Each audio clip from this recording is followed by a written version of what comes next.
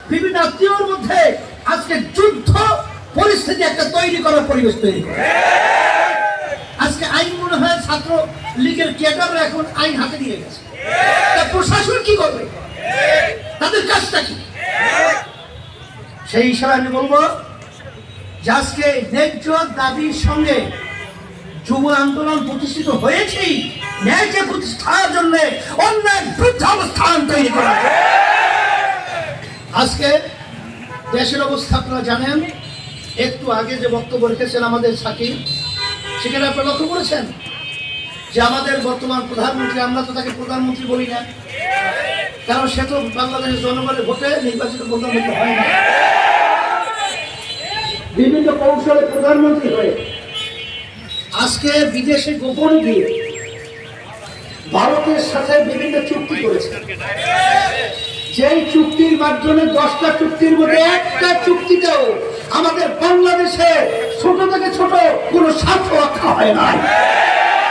সব স্বার্থগুলো রক্ষা হয়েছে ভারতের জন্যই স্বার্থ রক্ষা হয়েছে। তাহলে আমার এই দেশের সরকার প্রধানমন্ত্রীকে বলবো বাংলাদেশের প্রধানমন্ত্রী হতে পারে না, ভারতের দোষরে গেলে। সেই হিসাবে আমি পরিষ্কার ভাবে বলতে চাই, যেই দেশ স্বাধীন করতে গিয়ে আমাদের দেশের লক্ষ লক্ষ মানুষ জীবন দিয়েছে, আমার অনেক মা সন্তান হয়েছে, আমার অনেক সন্তান এতিম হয়েছে। দেশকে নিয়ে যখন ষড়যন্ত্র হবে, বাংলার মানুষ বিষটা ভেঙে বাংলার জমিনে ওদের গুমরাহ করতে বাধ্য হবে।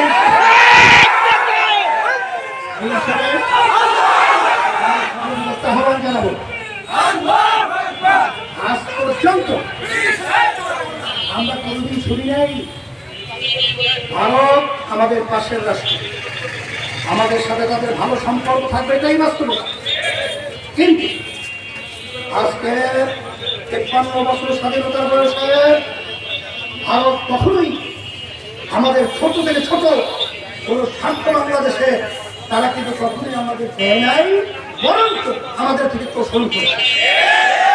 আজকে আন্তর্জাতিক পানি যে আইন রয়েছে, সমস্ত আইনকে উপেক্ষা করে ফারাক্কাবাদের মাধ্যমে আজকে বিভিন্ন ষড়যন্ত্রের মাধ্যমে আজকে আমাদের দেশকে মরুভূমি বানাবার বিভিন্ন ষড়যন্ত্র ভারত করছে। আজকে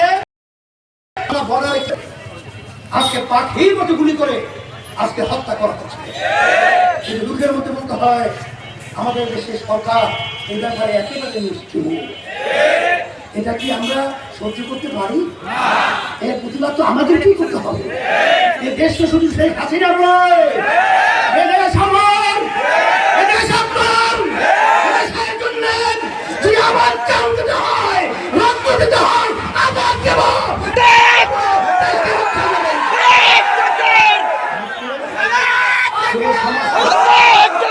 আজকে সংগ্রামের জন্য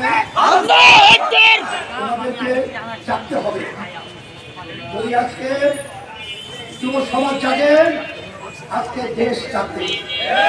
আজকে যুব সমাজ আজকে যদি পদক্ষেপ গ্রহণ করে অন্যায় আজকে দেশ থেকে বিতরিত হয়ে সাগরে নিক্ষিপ্ত হবে ইনশাআল্লাহ। এই জন্য আমি আমার ভাইদেরকে বলবো, আমার কথা কেউ রাগ করবেন না। আজকে যারা আওয়ামী লীগ করেন, আমি অনেকের সাথে আলোচনা করে দেখেছি, আজকে বর্তমান সরকারের বিভিন্ন কার্যক্রমের তারাও বিরোধী। আজকে প্রশাসনের বিভিন্ন ভাইদের সাথে আলোচনা করেছে, তারাও কিন্তু তাদের এই কার্যক্রমের বিরোধী। আজকে যারা দেশকে ভালোবাসেন, সকলে আসেন ইসলাম রক্ষার জন্য, দেশ রক্ষার জন্য, মানবতা রক্ষার জন্য। আমরা যদি আবার সত্যের পক্ষে, ন্যায়ের পক্ষে আওয়াজ তুলতে পারি, এই দেশের মধ্যে এই ষড়যন্ত্রকারীদের কোন স্বপ্ন বাস্তবায়ন হবে না, হবে না, হবে না। ربنا آتنا في الدنيا حسنة وفي الآخرة حسنة وقنا عذاب النار برحمتك